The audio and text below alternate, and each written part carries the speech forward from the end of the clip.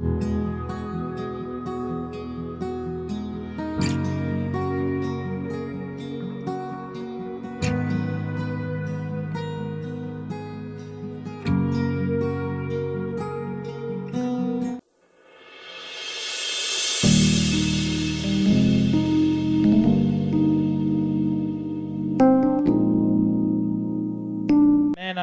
Amen. Nous sommes à la clôture de Tokotatola. C'est le 8e jour de Tokotatola. Le dimanche, c'est le 8e jour de la semaine. C'est la 8e édition. Nous sommes le 28. Cette édition est caractérisée par le chiffre 8. Qui l'a remarqué? Même la date d'aujourd'hui. Si vous prenez, il y a un 8 là-bas, 28. Et il y a 4 chiffres 2. Le 28, 8e mois, 2022. 2, 2, 2, 2, ça fait encore 8. Amen. Quelqu'un va dire, bon, ce n'est qu'une coïncidence. Mais nous sommes des hommes spirituels, nous marchons selon l'esprit. Le chiffre 8, on l'a dit, c'est le chiffre d'un nouveau commencement. Je le déclare sur toi qui es venu dans cette édition. Au sortir de cette édition, tu commences quelque chose de nouveau. Tu commences un nouveau travail. Tu commences un nouveau projet. Il y a une nouvelle relation, une bonne relation qui arrive. Une connexion nouvelle que Dieu va te donner. Prépare-toi à de nouvelles choses. Sois aussi ouvert à de nouvelles choses. Parce qu'il y a aussi des gens, quand Dieu amène les nouvelles choses, eux préfèrent le vieux vin. Si tu es toujours attaché au vieux vin, tu peux rater le vin nouveau. Attends-toi à la nouveauté. Le chiffre 8, c'est aussi l'alliance. On circoncisait les enfants le 8e jour pour entrer dans l'alliance d'Abraham. Au sortir de cette édition, frère, Dieu va te faire entrer dans une nouvelle alliance. Dieu a sauvé 8 personnes seulement lors du déluge. 8. Et c'est avec eux qu'il a fait une alliance par l'arc-en-ciel. C'est eux qui ont peuplé un monde nouveau. Le chiffre 8 signifie aussi la protection, la clôture. C'est la lettre Chet en hébreu, qui veut dire la clôture. Dieu va te protéger. Dis avec moi un bon amen. Dieu va te protéger. N'aie pas peur des combats auxquels tu pourras être confronté. Les ennemis vont te combattre, mais ils ne t'atteindront pas. Amen, amen. Vous savez, dimanche dernier, quand on a lancé Tokotatola, j'étais dans des sentiments un peu confus dans mon cœur. Il y a un de mes précieux garçons qui prenait l'avion le même dimanche pour aller en France. Ça me faisait à la fois mal qu'ils partent, mais je n'avais pas le choix, je devais les laisser partir. Et pendant que j'étais triste dans mon cœur et je priais pour préparer Tokotatola, le Seigneur m'a dit ceci. Tu ne comprends pas que son départ est un signe pour toi. Dieu m'a dit, compte toutes les lettres de son nom.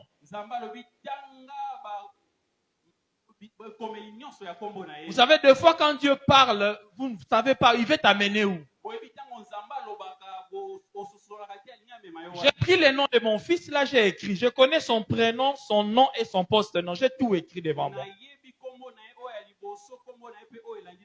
Et ce qui est bizarre, son prénom a 8 lettres. Son nom a 8 lettres.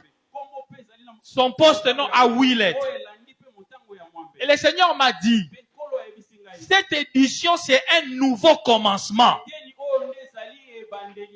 C'est le signe que je t'ai donné. De même que ton fils là part pour commencer une nouvelle vie, toi aussi tu commences de nouvelles choses dans ton église.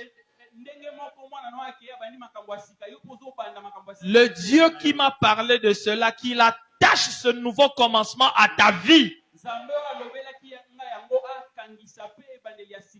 Que ce chiffre 8 t'apporte du nouveau.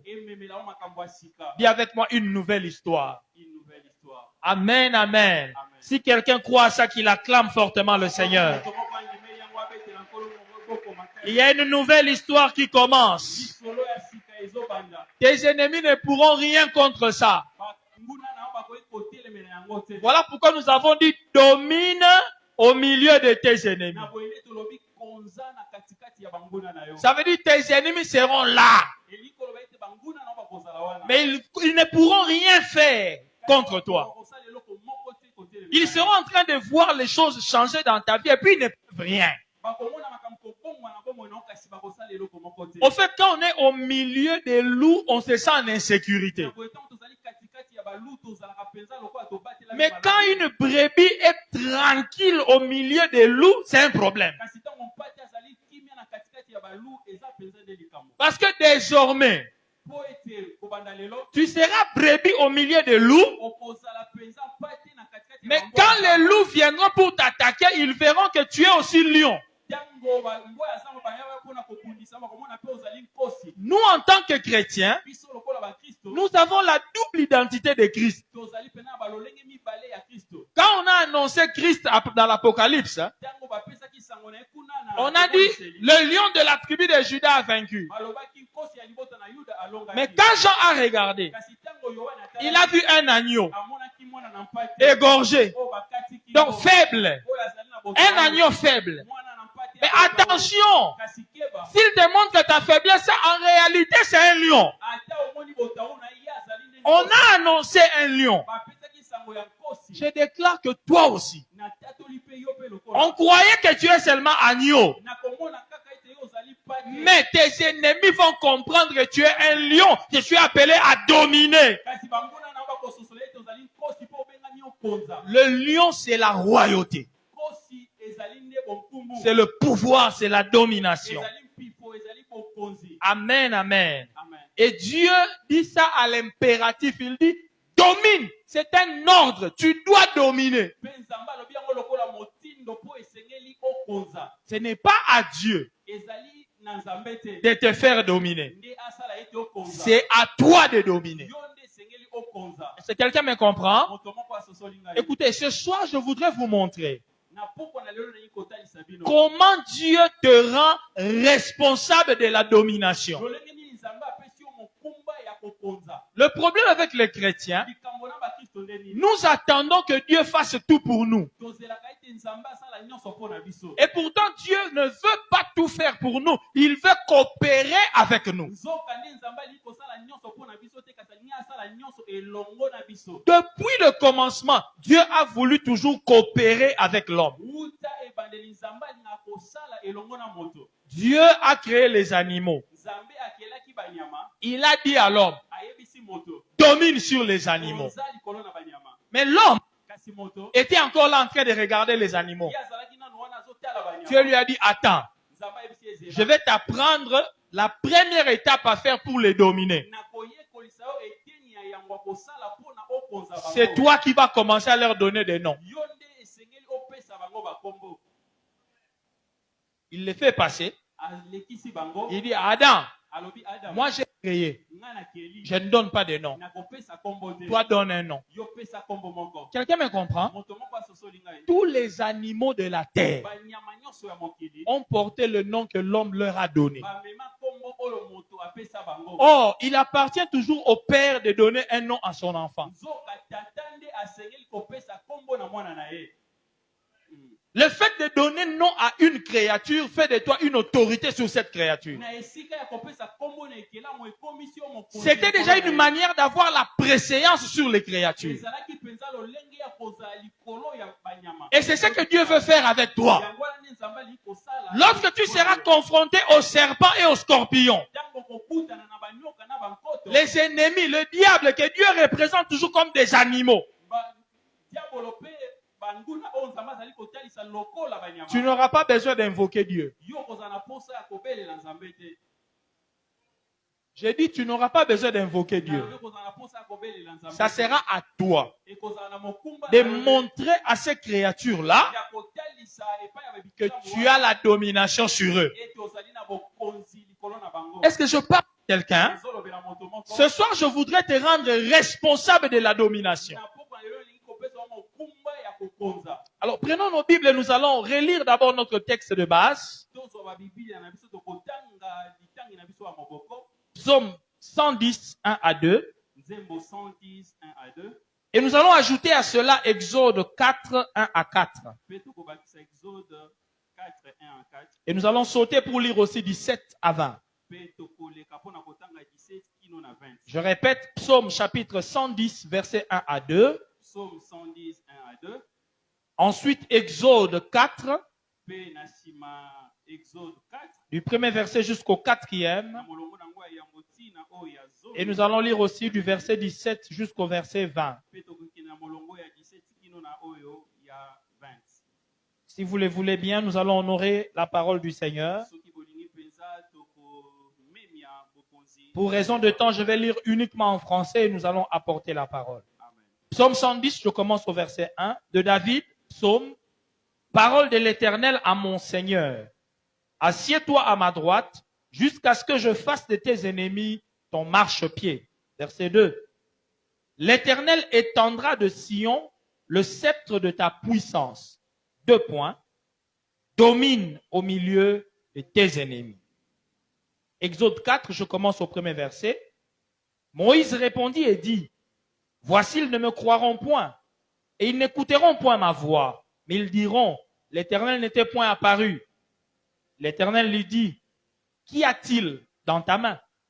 Il répondit, une verge. L'Éternel dit, jette-la par terre. Il la jeta par terre, et elle devint un serpent. Moïse fouillait devant lui. L'Éternel dit à Moïse, étends ta main et saisis-les par la queue. Il étendit la main et le saisit, et le serpent redevint une verge dans sa main. Prends dans ta main, verset 17, prends dans ta main cette verge avec laquelle tu feras les signes.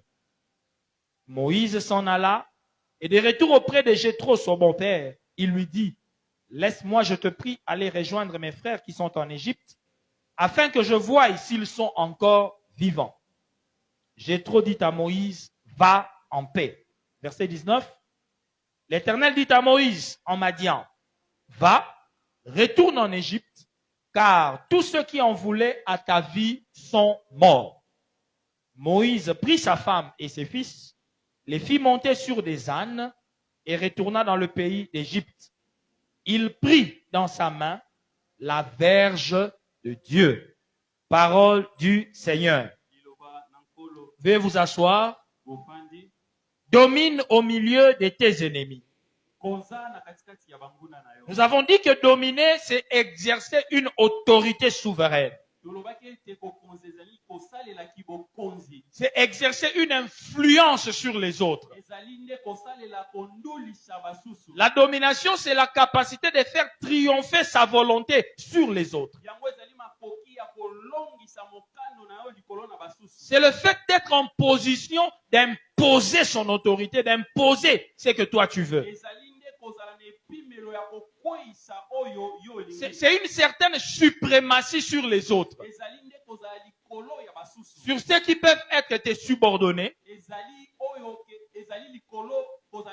C'est exercer ton autorité sur des concurrents. Et même sur des adversaires. La domination fait partie des choses que Dieu a données à l'homme dès sa création. Nous l'avons vu dans Genèse 1, l'homme a été créé pour dominer. Faisons l'homme à notre image afin qu'il domine. La domination, c'est la raison d'être même de notre création. Un homme qui ne domine pas, il prouve qu'il n'est pas fait à l'image et à la ressemblance de Dieu.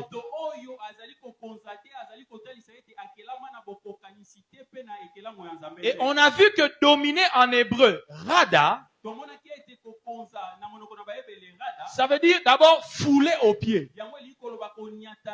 Voilà pourquoi Jésus a dit, je vous ai donné le pouvoir de marcher sur les serpents et les scorpions, de les piétiner. Dieu dit, assieds-toi à ma droite jusqu'à ce que je fasse de tes ennemis quoi? Ton marche-pied. C'est-à-dire que tu marches sur eux.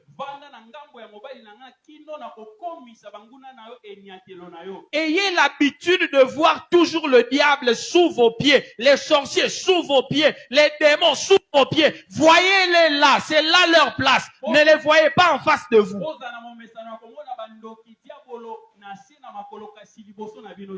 Deuxièmement, on a dit que rada veut dire posséder entre les mains.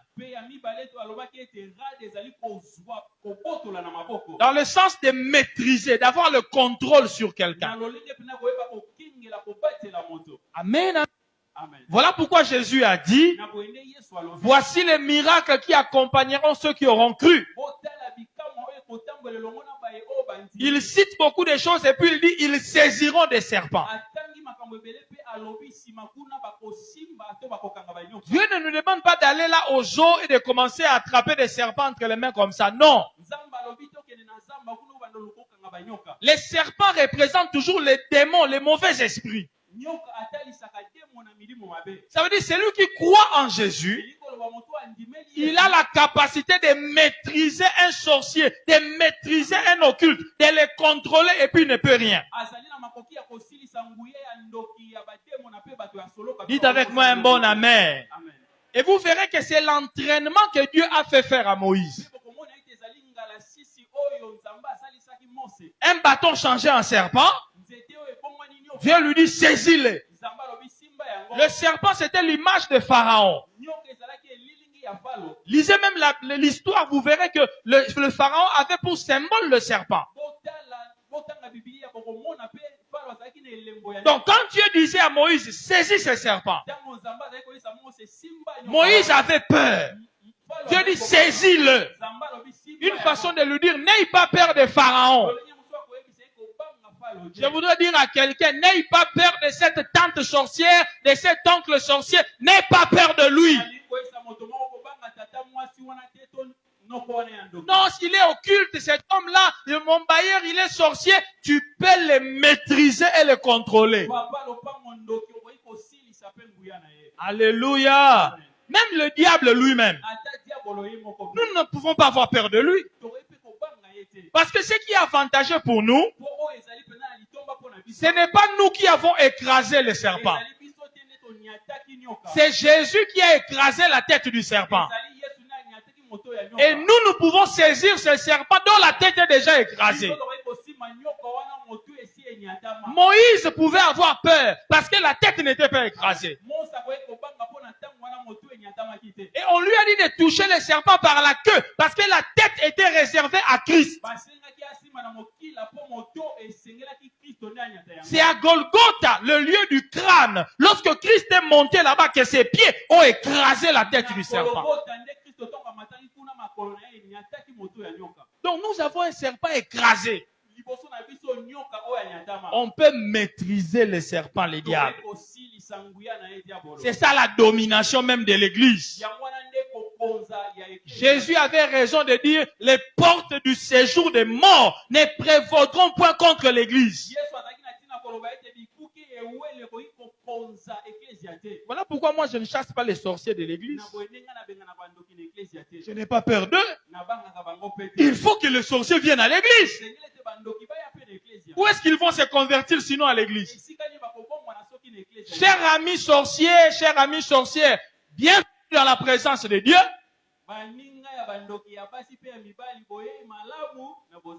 Soyez simplement sensibles et convertissez-vous. Parce que si tu ne te convertis pas, la troisième signification de rada veut dire dévorer. C'est ça le danger. Quand un sorcier vient dans l'église, il se met lui-même en insécurité. Ce n'est pas l'église qui est en insécurité. Oh, dites-moi un bon amen. N'ayons pas peur que les sorciers viennent à l'église. Ce n'est pas eux qui viennent pour nous dévorer. C'est nous qui pouvons les dévorer. Vous savez, le diable, c'est quelqu'un qui aime bien l'intimidation. Votre adversaire, le diable, il rôde comme un lion. Ce n'est pas un lion. Comme un lion. Vous savez, le diable, hein, c'est comme une souris avec un micro amplifié. Quand il crie, tu as l'impression que c'est un lion. Mais si tu t'approches et tu le regardes bien, tu comprends que c'est une souris que tu peux écraser. Je sais ce que je dis. Bon, si toi tu continues à avoir peur du serpent, c'est ton problème. C'est ce qui se passe des fois sur la route. Hein. Un serpent qui a une moto a déjà écrasé, mais les gens ont toujours peur. Et beaucoup de chrétiens sont comme ça. Alléluia. Amen. Les sorciers, venez, rôdez, cherchez aussi qui vous allez dévorer. Maintenant, chers chrétiens, nous dans la forêt de ce monde, nous ne sommes pas des proies, nous sommes des chasseurs.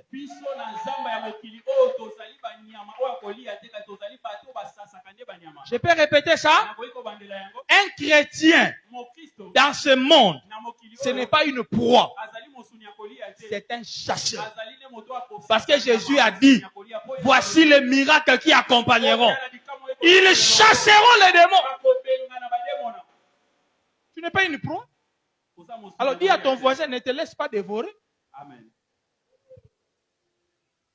Diable. Tikaya sesegana atelengana. Son travail de se balader. Quand il est allé à l'époque de Job, on lui a dit, tu viens lui dire, je viens de me promener. C'est la même punition qu'on a donnée à Caïn. Il sera errant et vagabond. Pour quelqu'un qui est un vagabond, pourquoi toi tu vas l'accueillir chez toi et commencer à l'héberger? Quand tu le vois approcher, dis, hey! Amen. Avec le diable, il faut les traiter comme on traite les chiens. Lui-même va comprendre que, et puis il va passer. Amen. Amen. Mais aujourd'hui, l'église tremble tellement. Dans mon vision, démon géant. Il y a un démon géant. Il y a un chrétien géant. Amen. Parce qu'un vrai chrétien est un géant spirituel. Quand tu dis ça, tu es comme les messagers qui sont venus rapporter aux enfants d'Israël. On a vu des géants là-bas. Nous étions à leurs yeux comme des sauterelles. Voilà les prédicateurs d'aujourd'hui. Ce sont des dix faux messagers là. Soyez des Josué et des Caleb qui disent, on peut les vaincre, ils ne sont rien.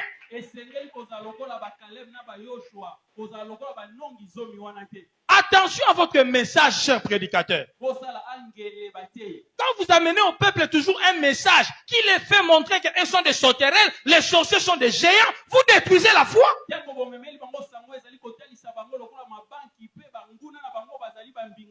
Parlez plus de l'autorité du chrétien que des magouilles de sorciers. Séminaire d'une semaine. Les manipulations de la sorcellerie. Bon, moi je suis chrétien. Tu m'apprends comment les sorciers font. Pour que j'en fasse quoi? Enseigne-moi la puissance du chrétien contre les sorciers. Ah! Ça augmente ma foi. Mais quand tu me dis, Mama Keba, attendez qu'on les gars nzela, on y a tika l'empreinte, bandoki balokoti, bateko sa. Donc, n'as comme autant bon, on vérifier. Non, non, autant kolonanga. Non, mais c'est ça que les chrétiens sont devenus. Il vérifie tout. Il vit dans le stress. Parce qu'on lui a enseigné tout ce que les sorciers peuvent faire.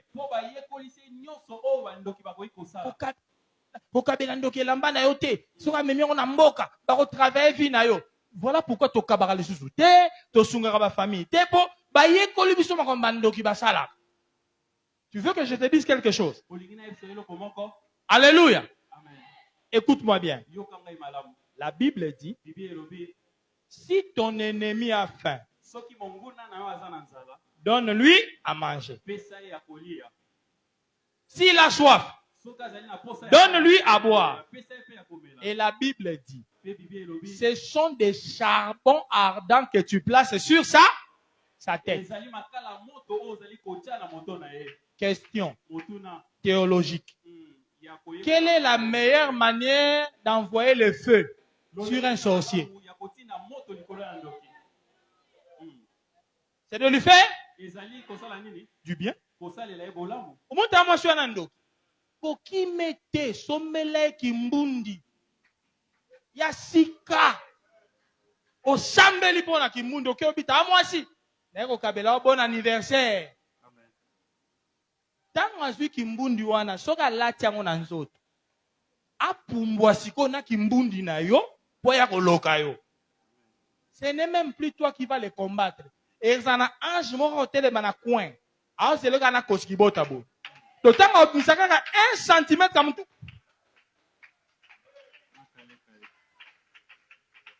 Parce que l'ange va dire mais toi tu es méchante. Quelqu'un qui t'a fait un cadeau, comment tu peux lui faire du mal comme ça? À moi la vengeance, à moi la rétribution. Laisse à Dieu de venger ta vie.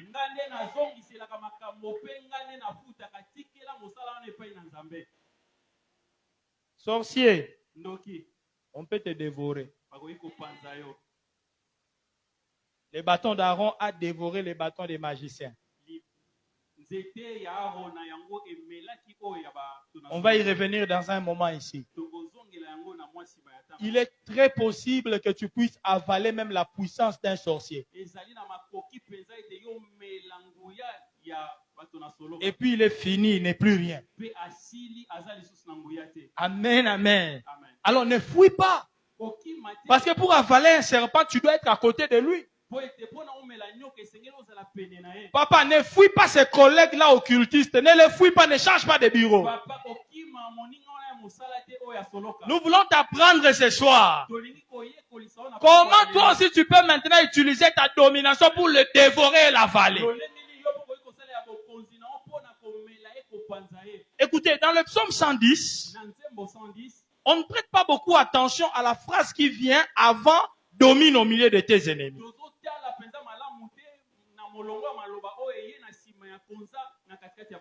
Verset 2, la Bible dit, l'Éternel étendra de Sion le sceptre de ta puissance. C'est ensuite qu'on a mis 2 points, domine au milieu de tes ennemis. C'est comme pour dire, tu ne peux pas dominer sur tes ennemis à moins que tu n'aies d'abord un sceptre de puissance.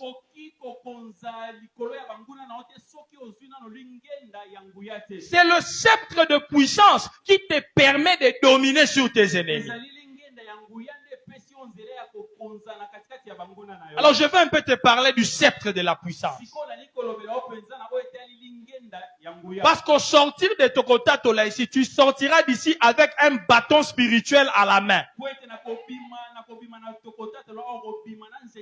Tu dois sortir d'ici avec un sceptre de puissance. Tokota Tola va finir. Mais ta domination doit commencer, continuer.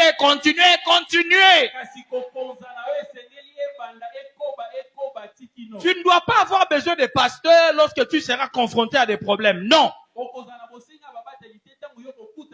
Tu auras besoin juste d'un sceptre de pouvoir.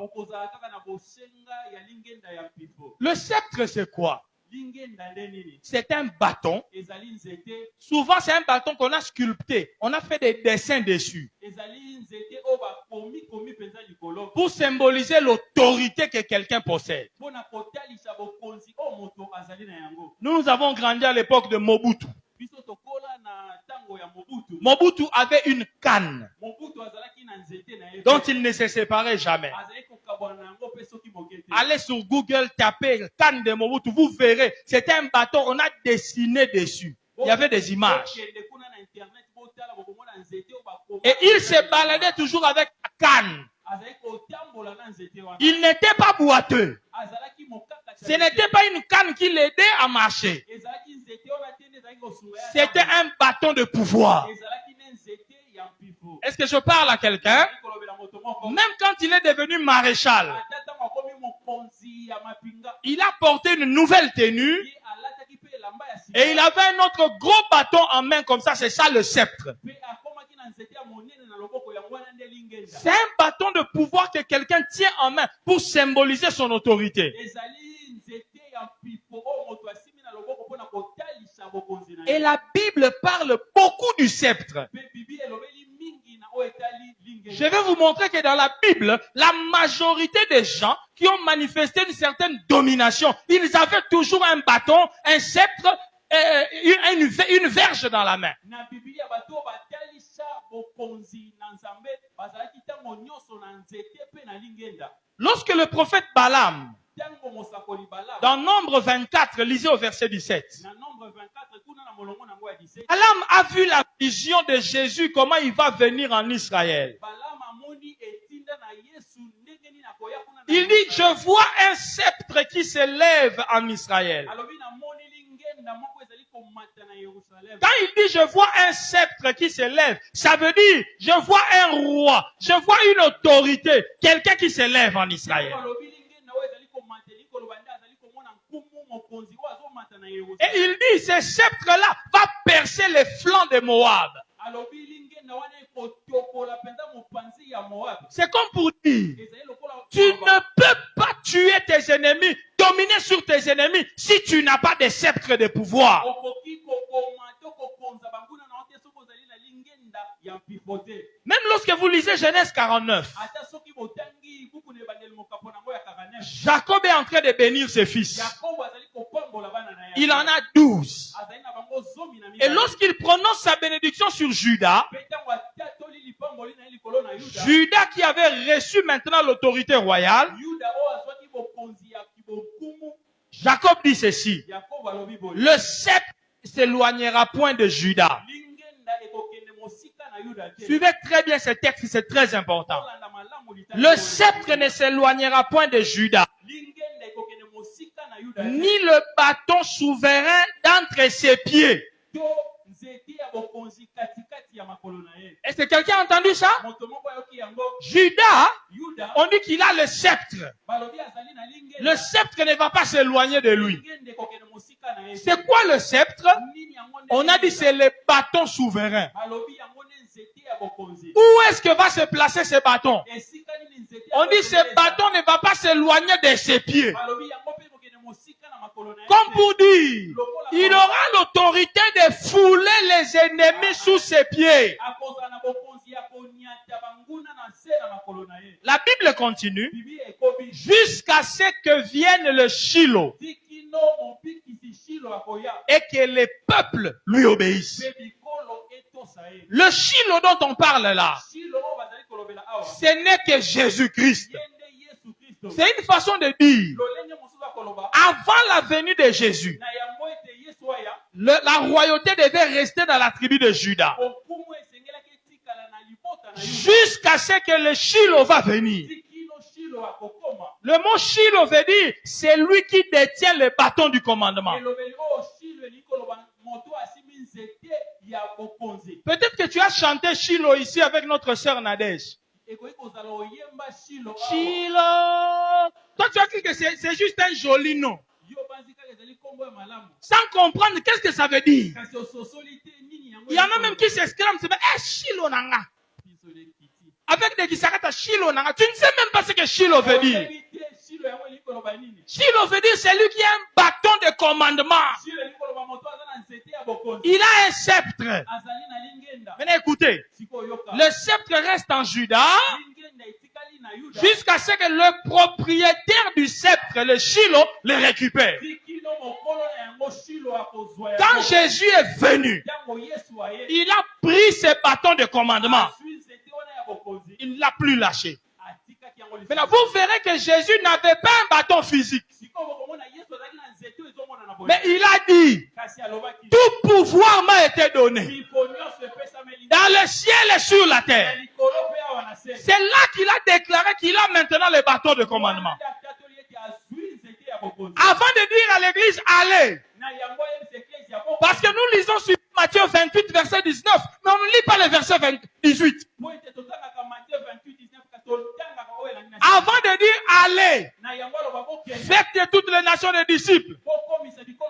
Il a d'abord dit aux disciples, tout pouvoir m'a été donné. Comme pour dire, j'ai le bâton. N'ayez pas peur. Je suis avec vous.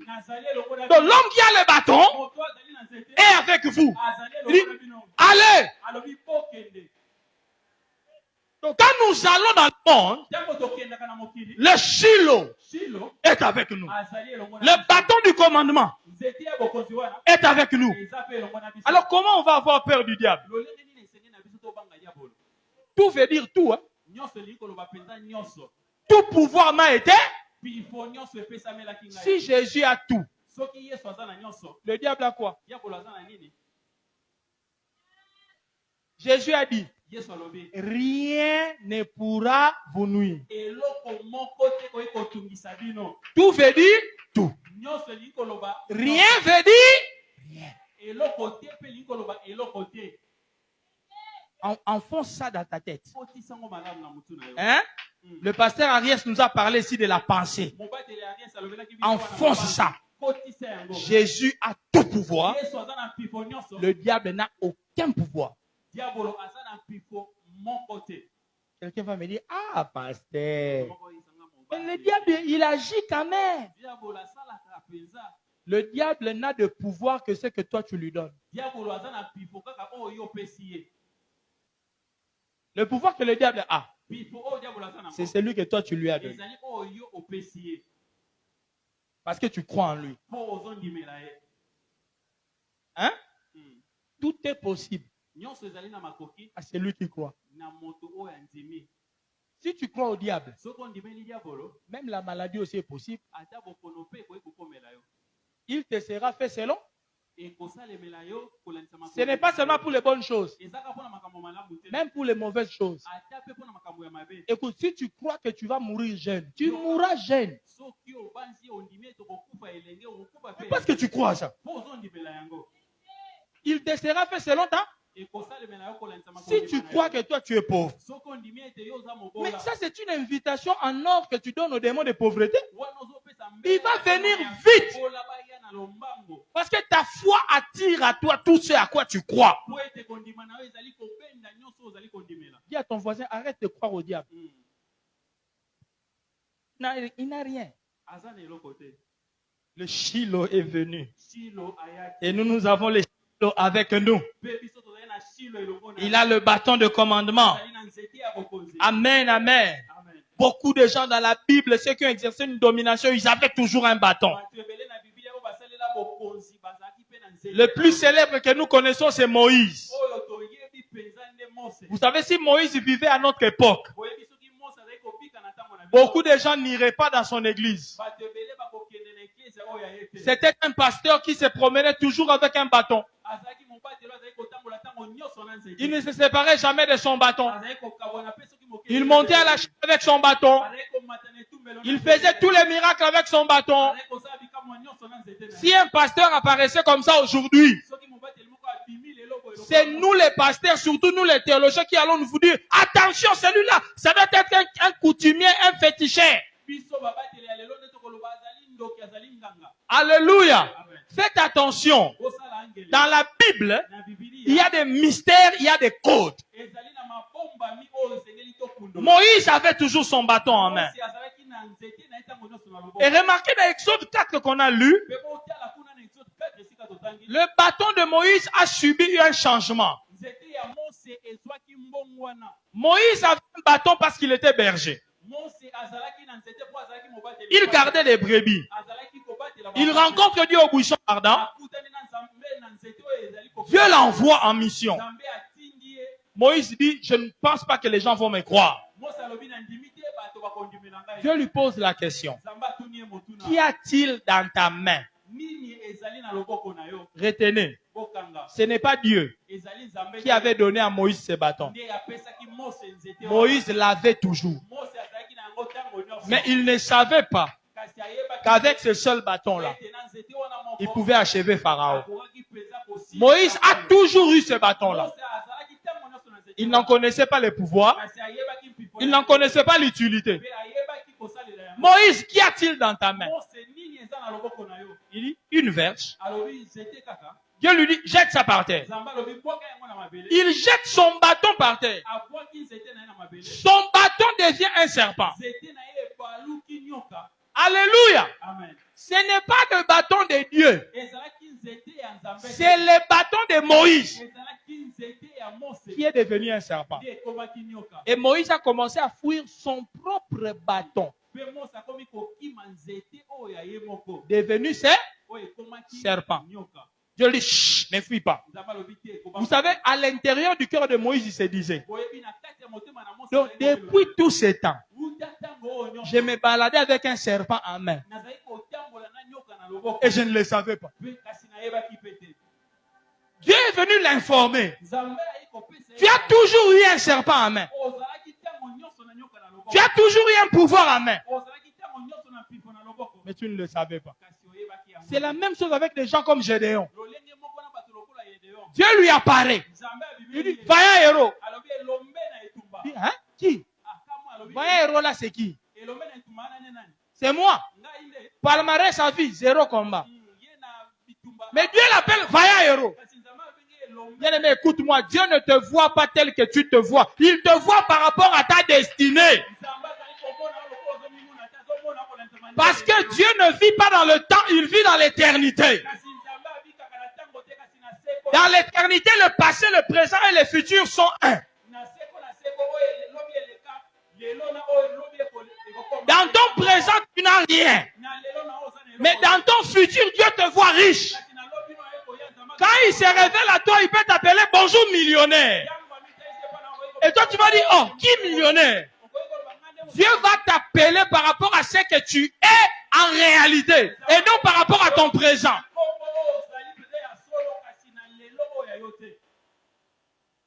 Ramasse ton bâton. Il fouille son propre bâton. Alléluia. Et puis il prend courage. Il saisit le bâton par la queue, le serpent par la queue, et ça redevient un bâton.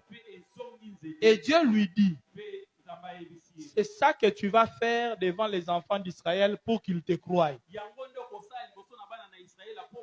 Parce que Moïse disait, ils ne me croiront pas. Après, Dieu lui dit, avant d'aller là en Égypte, prends ce bâton-là dans ta main, cette verge. C'est avec ça que tu feras des signes. Je pose la question. Qui va faire les signes avec les bâtons? C'est Dieu? C'est Dieu. Qui va faire les signes avec les bâtons? C'est Moïse. Qu'est-ce que Moïse doit faire? Il doit prendre ses bâtons dans la main. Mais au verset 20, quand Moïse prend sa femme et les enfants pour aller, on dit, il prit la verge de Dieu. Quoi? Il avait 2 verges. C'était la verge de Moïse. Comment c'est devenu la verge de Dieu? Parce que Dieu, il a maintenant investi cette verge-là de son autorité. C'est une verge normale, un bâton normal. Mais à partir du moment où c'est Dieu maintenant qui te dit, prends ça, ce n'est plus ta verge. Un homme de Dieu, moto na nzambe sa main ici, loboko na ye c'est sa main. eza loboko na ye Mais à partir du moment où Dieu lui dit, kasi na ntango nzambe ayebisi ils imposeront le main aux malades. akotiela bato na bokolo Les malades seront guéris. bato na bokolo bakobikisa La main là n'est plus la main de l'homme. loboko wana eza si loboko ya moto Ça devient la main de Dieu. komi loboko ya nzambe. D'ailleurs, si tu lis le texte jusqu'à la fin, Dieu avait dit à Moïse, je te fais Dieu. na boyesu botangi litangi oti na suka nzambe ayebisaki mose na komisi yo nzambe Le problème, hein, likambo c'est quand Dieu commence à demander de l'aide à Dieu. ezali ntango nzambe akomi kosenga lisungi epai ya nzambe Quand Dieu prend ta verge, ntango nzambe azwi nzete na yo il la transforme en sa verge akomisi yango nzete et oyo il te la donne. mpe apesi yo yango Tu es devenu Dieu. okomi nzambe C'est ça qu'on appelle délégation de pouvoir. wana baloba kopesi Il t'a délégué le pouvoir. apesi yo Comme pour dire, c'est maintenant à toi sikoyo ekomi nde ya yo d'exercer ça. ya kosalela yango. Voilà pourquoi quand Moïse reculait devant les difficultés, Dieu lui dit, mais lève ta verge. na boyede ntango mose azali kozonga nsima liboso ya mikaka Oh non, Seigneur, la mer rouge est devant nous là. Oh éternel, fais quelque chose. Lève ta verge. C'est à toi de dominer. C'est à toi d'utiliser la domination. Mais pour ça, tu dois d'abord avoir la verge en main. La verge de Dieu, c'est ça le sceptre de pouvoir. Et écoute-moi, lorsque le sceptre devient verge, c'est pour punir.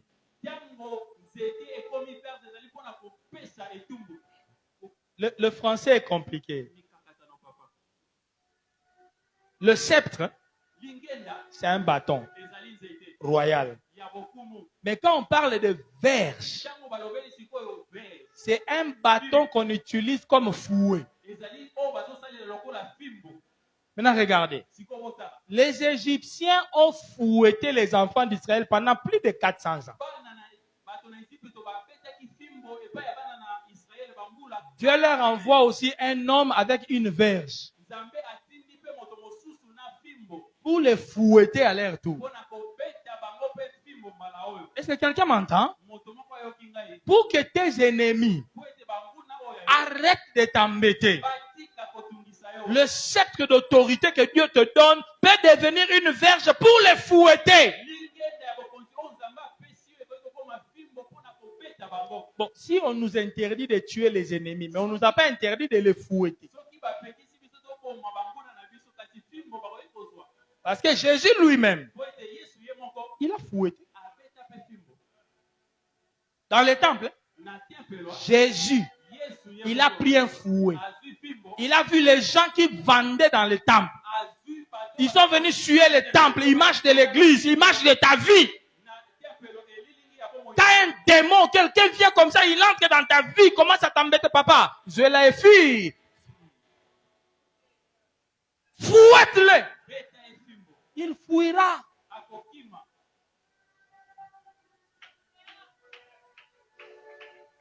Tu as donné à Moïse une verge. Dieu a donné à Moïse une verge. Et regardez ce que Moïse a fait en Égypte. Il a fouetté les Égyptiens comme pas possible. À la fin, Moïse a fait tuer tous les premiers-nés en Égypte, et des hommes et des animaux. Tala boyebi nzambe soka bani ko beta moko ezalaka na nkomo ko rondima te. Donc nzambe akalkile na liki o etetamaki liboso abomi poussin wana. Atali on tabana botaki bana kombe bana 5 ntabet o abimaki ya liboso. Nzamba abomi ye. Donc nzamba yebi na premier né ya ngungi, premier né ya soso, premier né ya libata. Abomi tous les premiers nés ya batu na ya banyama na Égypte, tous les premiers nés. Pharaon. Et ce qui est bizarre avec Dieu, et cette scène-là, pardon, Dieu n'a pas mis ça en vain. Zamba Osalagé a signalé déjà Moïse. Au moins, n'a pas pas Pharaon. Yo yebisaye, laisse aller mon peuple. Abi, mais, ngamoko, na kangamute mani. Pour Asalake, Animate bokenda avant comme ça, na multiplier ba signe nanga. Est-ce que vous imaginez Nzambe? Ah, ça n'est théâtre.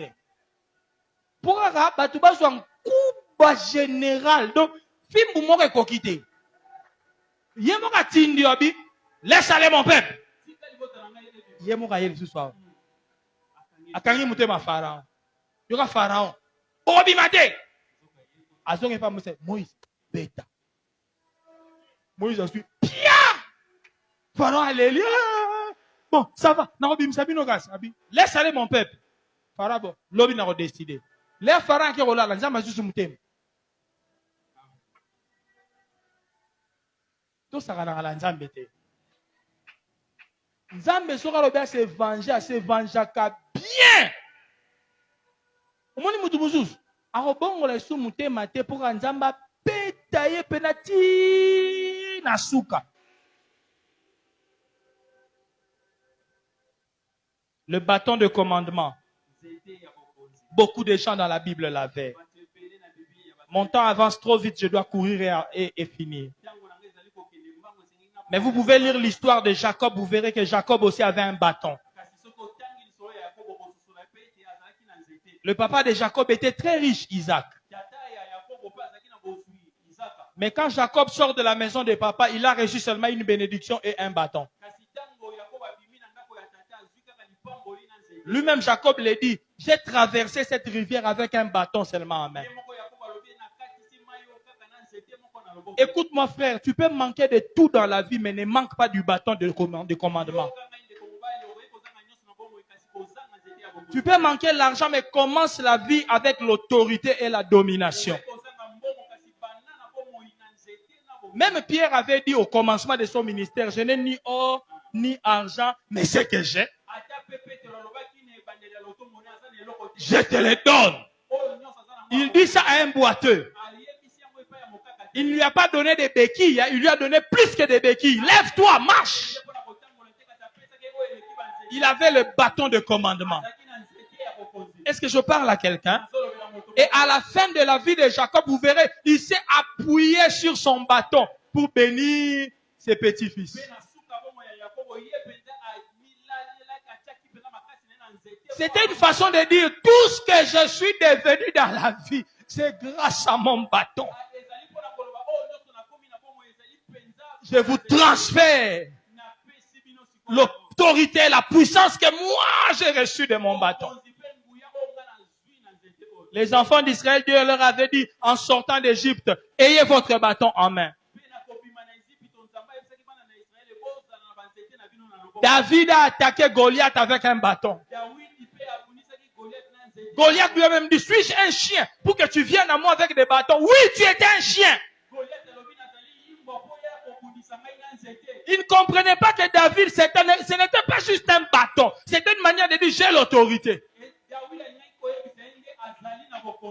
Et même les serviteurs de David, ils avaient la même habitude.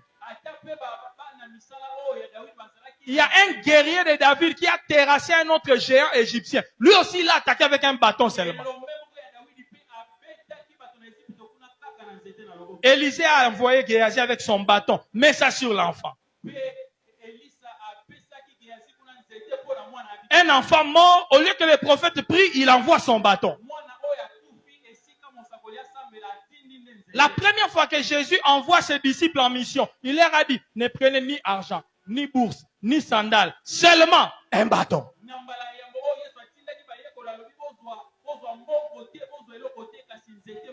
Alors quelqu'un dira, non, c'est parce que la géographie du pays, pour bien marcher, il faut avoir un bâton. C'était un peuple de bergers. Bien aimé, la Bible n'est pas un livre de géographie, de sociologie, c'est un livre spirituel.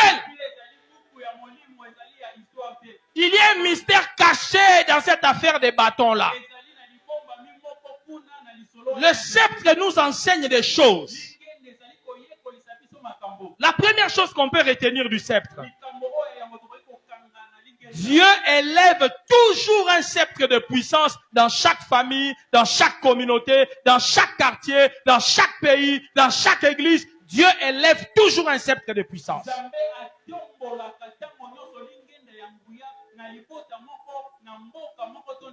Dans la famille de Jacob, Dieu a élevé un de ses fils, Judas. Ma question est celle de savoir, qui détient le sceptre de puissance dans votre famille? Est-ce que dans votre famille, il y a un sceptre de puissance? Est-ce que vous avez quelqu'un sur qui vous pouvez vous appuyer? Certaines familles n'ont pas de sceptre de puissance. Certaines églises n'ont pas de sceptre de puissance. Même dans certains quartiers, il n'y a aucun sceptre de puissance. Aucune autorité qui habite notre quartier. Mais c'est dangereux. Est-ce que vous savez qu'abriter une autorité dans votre quartier, ça vous sécurise? Alléluia. Imaginez qu'un ministre venait habiter au champ de tir. On peut asphalter cette route ici très vite. À cause de la présence de cette autorité dans le quartier. Est-ce que vous m'entendez? Admettons qu'un millionnaire congolais habite dans ce quartier. Il y a des choses qui vont vite changer. Que Dieu élève des sceptres de puissance dans ce quartier. Que Dieu élève un sceptre de puissance dans ta famille. Et je prie que ce soit toi ce sceptre de puissance. Comme tu es venu à Tokotato là, que Dieu fasse de toi un sceptre de puissance. Dans certaines familles, il y avait un sceptre, mais le sceptre a été brisé. La personne sur qui on pouvait s'appuyer, brisée. Dans d'autres familles encore, le sceptre de puissance est là. Mais c'est un sceptre de méchanceté. Quand la Bible parle du sceptre de Dieu, on dit c'est un sceptre d'équité. Le sceptre de Satan aussi existe. Il y a des gens qui dominent dans des quartiers, dans des familles, par la magie, par la sorcellerie. Il faut que Dieu brise les sceptres de méchanceté. C'est lui l'autorité de la famille, mais il bouffe les gens. C'est lui qui vole toutes les chances des jeunes filles qu'elles ne se marient pas. Il faut briser ces sceptres-là. Et que le sceptre de puissance de Dieu puisse prendre la place. Est-ce qu'on peut dire un bon amen? La deuxième chose, le sceptre de puissance pour toi et moi en tant que chrétiens, c'est la croix. Écoute-moi bien. Revenons un peu à Moïse. Moïse avait un bâton.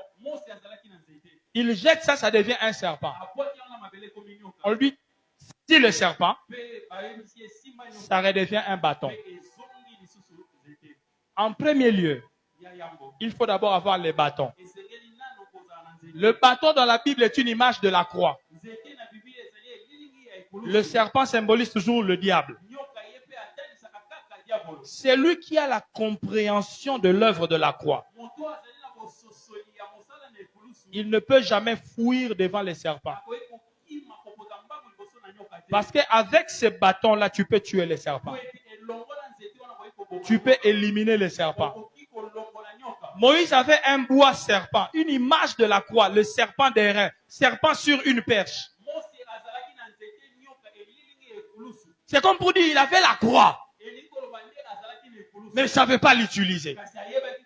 Et Dieu lui a appris seulement que tu as quelque chose qui peut te permettre de vaincre le serpent.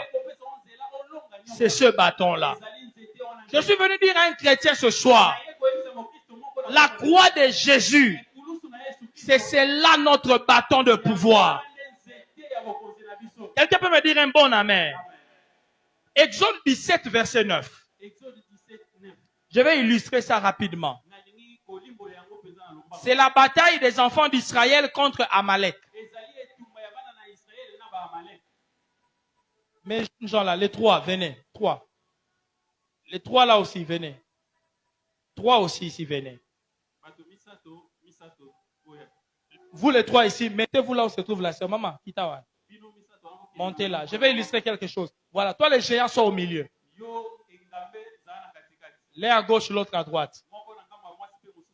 Les trois là, venez. Qui est plus géant de vous tous? Redis-toi, viens. Mets-toi devant. Les autres, soyez derrière lui. Soyez derrière lui. Amen, amen. J'essaie d'illustrer quelque chose. La Bible nous dit, un peuple Amalek est venu attaquer les enfants d'Israël. Moïse, le leader d'Israël, il dit à Josué qui était le chef de l'armée, il dit, Josué, choisis-nous des hommes. Josué est là. Moïse, c'est celui qui est au milieu là-bas. Il dit, Josué, choisis-nous des hommes. Va combattre contre Amalek. Josué a pris des hommes d'Israël. Il a choisi. Ils sont descendus dans la vallée pour combattre Amalek. Pendant ce temps, Moïse lui dit, moi je vais à la montagne avec la verge de Dieu en main. Papa, Luka Lingen. Opese Lingen. Zoata n'importe quoi, ta chombo, simbaka eloko na loboko, Lingen. Moïse doit avoir un sceptre et il doit être sur la montagne. Et il n'est pas seul. Avec lui, Aaron et Hur. Regardez cette image-là. Moïse, sur une montagne, un bâton à la main, un homme à gauche, un homme à droite. Et il lève ses deux mains. Élève tes deux mains. L'autre là touche une main, une main. Ils sont sur une montagne. Lui, il est au milieu. Bâton à la main. Ça ne vous rappelle rien? Ça ne vous rappelle rien? Est-ce qu'il n'y a pas quelqu'un qui était sur une montagne? Avec un bois. Avec un homme à gauche et un autre à droite. Ça ne vous rappelle rien? Josué, il est sur le champ de bataille. La Bible dit, si Moïse élève les mains, lève papa. Josué ici, avec ses gens, il gagne la bataille. Maintenant, suivez-moi. Josué, c'est qui? Si Moïse là-bas est une image de Christ, Josué aussi, c'est toujours Christ. Mais c'est celui qui continue la mission de Moïse. Quand Jésus est remonté vers le Père, c'est le Saint-Esprit qui est venu pour conduire l'Église. C'est Josué qui a fait entrer Israël dans la terre promise. C'est le Saint-Esprit qui rend les promesses de Dieu réelles dans nos vies. C'est le Saint-Esprit qui choisit les hommes pour le ministère et qui accorde des dons. Quelqu'un me comprend? Moïse, quand il lève les mains, Josué gagne. Maintenant, ce qui va te choquer, si Moïse baisse les mains, Josué, chef de l'armée, il perd le combat devant Amalek. Maintenant, suivez-moi. Beaucoup de chrétiens, ils pensent gagner le diable rien qu'avec l'onction et la puissance du Saint-Esprit. Ils négligent la notion de la rédemption et de la croix.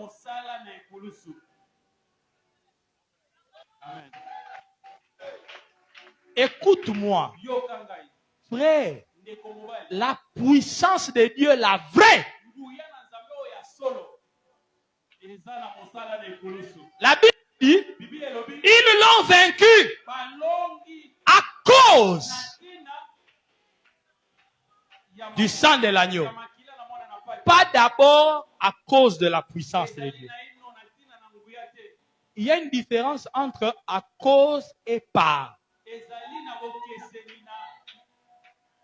À cause veut dire na ntina elingi koloba la raison. ezali nzela Ce qui justifie oyo ezali kopesa que nous puissions gagner le diable. eke tolonga diabolo Ce n'est pas l'onction, ezali epakwa te c'est la croix. ezali ekulusu Oh, beaucoup de gens vont à la montagne bato ebele bakendaka na ngomba chercher l'onction, koluka epakwa la puissance. nguya Ils font le combat nuit et jour. basalaka Mais comment est-ce? Nabuki, moto kita, moto. Mon frère, si tu fais ça, ekokobali soki osali et que la notion de la croix n'est pas sur la montagne, c'est-à-dire la chose la plus importante à laquelle tu t'accroches, ce n'est pas la croix. Tu ne gagneras jamais le diable, jamais. okolonga mpe diabolo soki moke te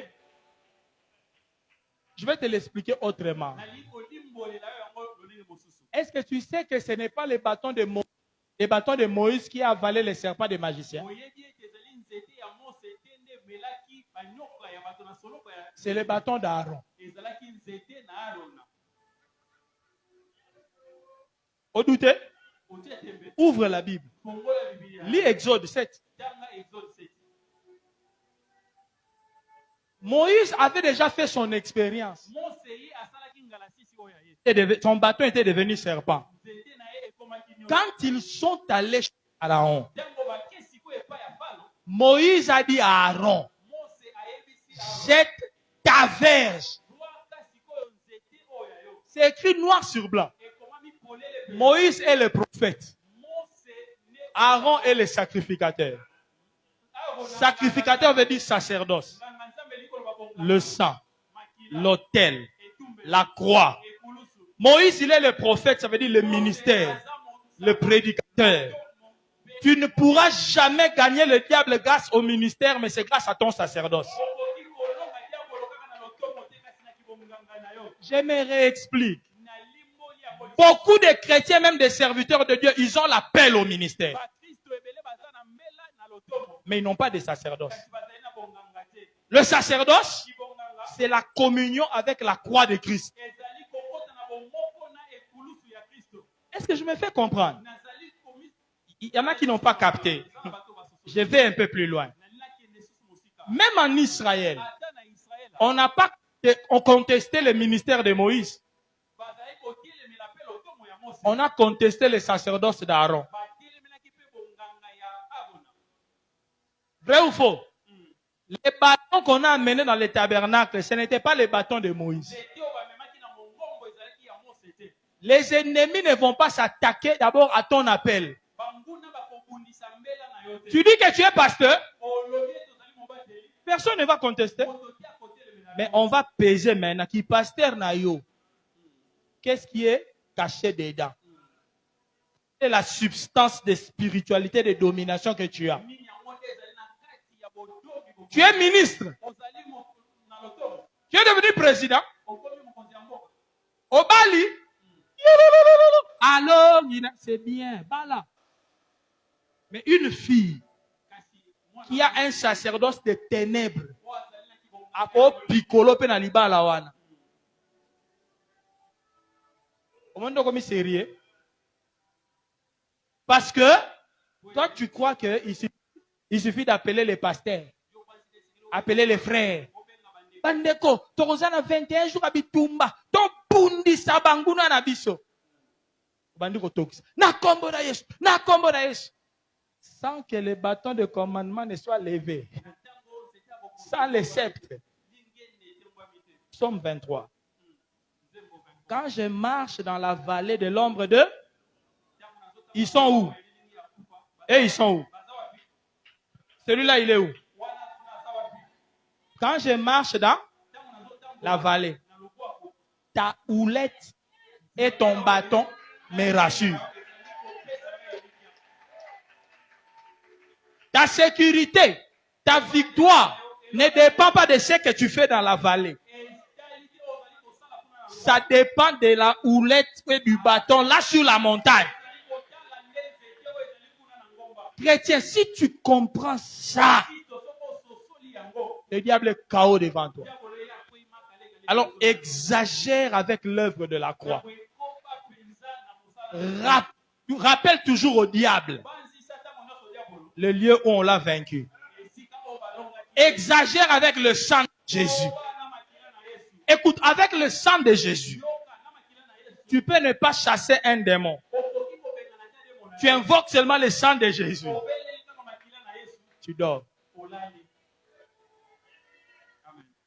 Il ne te touchera pas. Ils l'ont vaincu à cause. Si tu fais ça, sans ça, tu as déjà échoué. Mais si tu as ça et tu fais ça, tu es vainqueur. Je ne suis pas en train de dire qu'il ne faut pas combattre. Il faut combattre. Il faut avoir l'onction. Il faut avoir le Saint-Esprit. Mais le mandat de victoire, c'est l'œuvre de la croix. Est-ce qu'on peut acclamer le Seigneur? Merci beaucoup, mes amis. Je termine en disant ceci. Le sceptre de puissance, c'est la combinaison de l'onction et de l'œuvre de la croix. C'est l'huile et le sang. Si tu as le sang et l'huile, le diable est KO. Il faut que la colombe se pose sur l'agneau. La colombe ne vient que sur l'agneau. Oh, beaucoup de chrétiens, il a la colombe, mais il n'a pas l'agneau. Maintenant, cette colombe-là va se poser où? Est-ce que quelqu'un me comprend? C'est le sang qui nous permet de vaincre l'ennemi. C'est très, très important. La dernière des choses pour terminer. L'épouse de Christ est seule à posséder son sceptre. L'Église est un peu comparable à Esther. Esther était l'épouse du roi. Quand elle a touché le sceptre, elle a reçu l'autorité de décider des choses au nom du roi. Personne ne pouvait le faire sans être l'épouse. Quand on parle de l'Église en tant qu'épouse, ça veut dire c'est lui qui partage l'intimité du roi.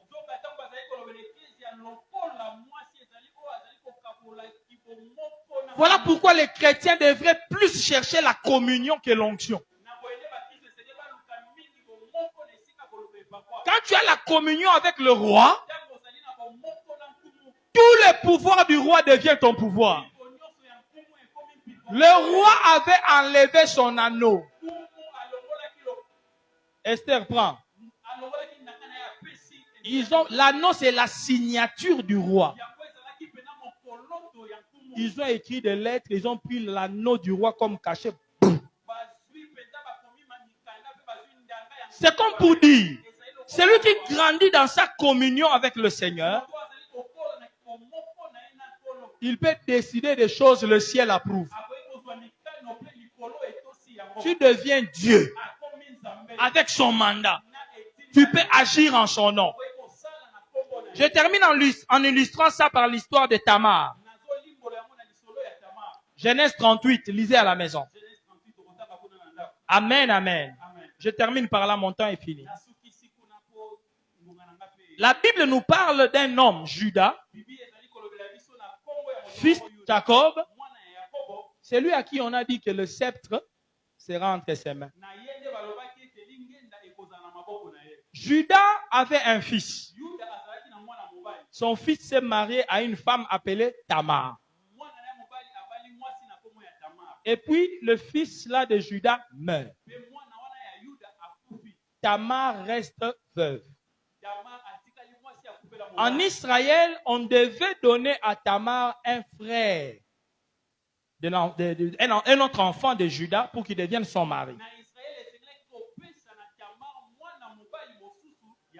On n'a pas donné à Tamar un nouveau mari. Tamar s'est déguisée comme une prostituée. Elle s'est assise dans la rue. Judas, celui qui a le sceptre de la royauté, il passe, il voit une prostituée.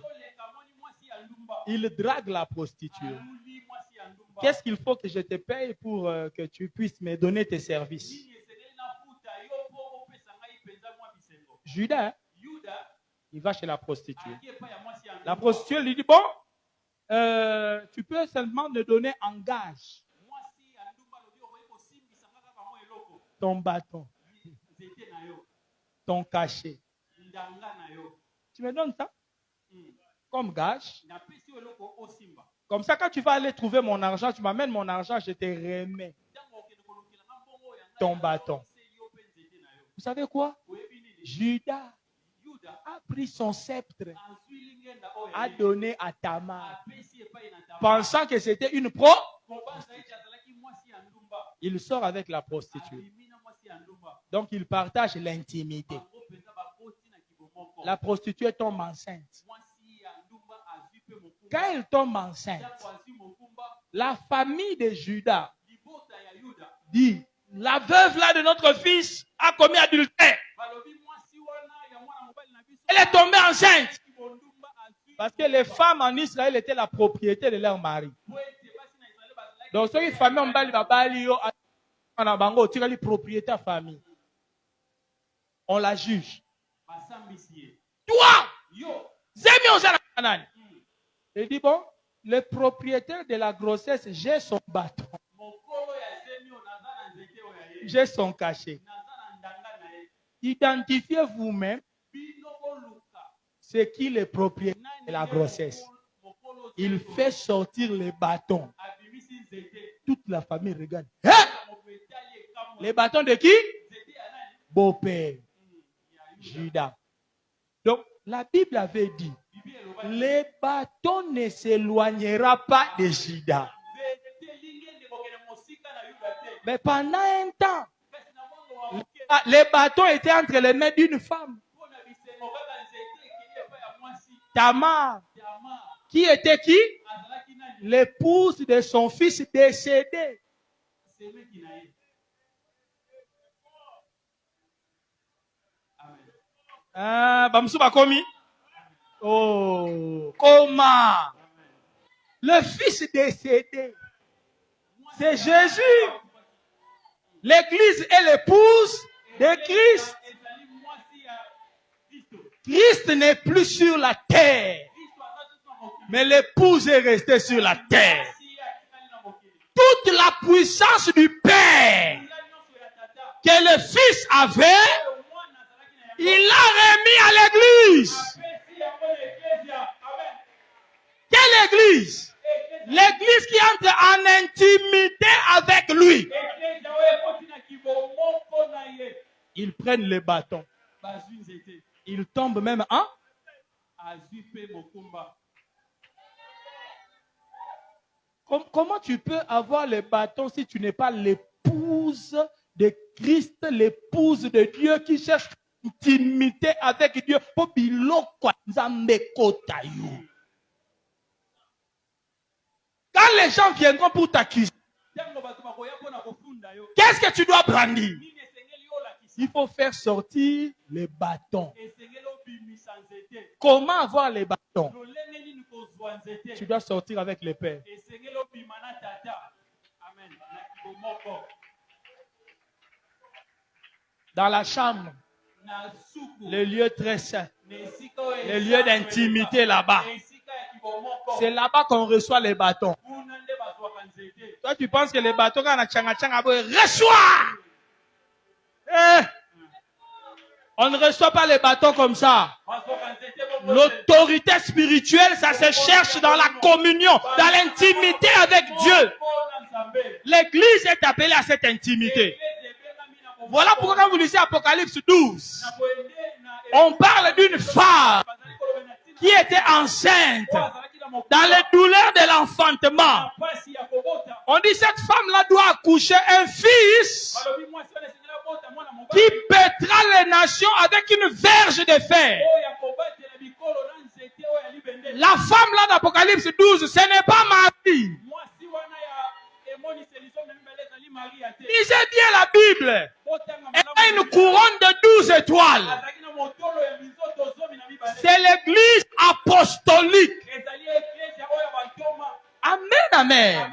Le fils là qu'elle met au monde, Mwana wana mobali oyo aboti ce n'est pas le Jésus que vous avez eu là à tuer de l'autre côté là-bas. azali Yesu wana te oyo bobomai kuna. Parce que dès que l'enfant est né, Ntango mwana abotami les dragons étaient là pour le dévorer. diakona azalaki wana mpona koluka À la naissance même de na l'enfant. mbotama kaka ya mwana. Mais on dit l'enfant a été enlevé, Balobi mwana ye anetolamaki amené au ciel. amati na likolo. Est-ce que Jésus a été enlevé immédiatement après sa naissance? Yesu yeba anetolamaki kaka mbala moko na nsima ya L'Apocalypse, c'est la prophétie. buku emoniseli ezali L'église du temps de la fin ici Eglise ya ntango ya suka oyo. doit produire des hommes selon la stature de Christ. Esengeli babimisa bato bakokani. Et ce sont ces gens-là qui partiront dans l'enlèvement. Les restes, ils vont passer par la tribulation. Bato wana nde bakomata na bonetwami mpe basusu bakomata. L'enfant qui est enlevé, c'est l'église qui va arriver à la maturité. Les restes des chrétiens ont dit,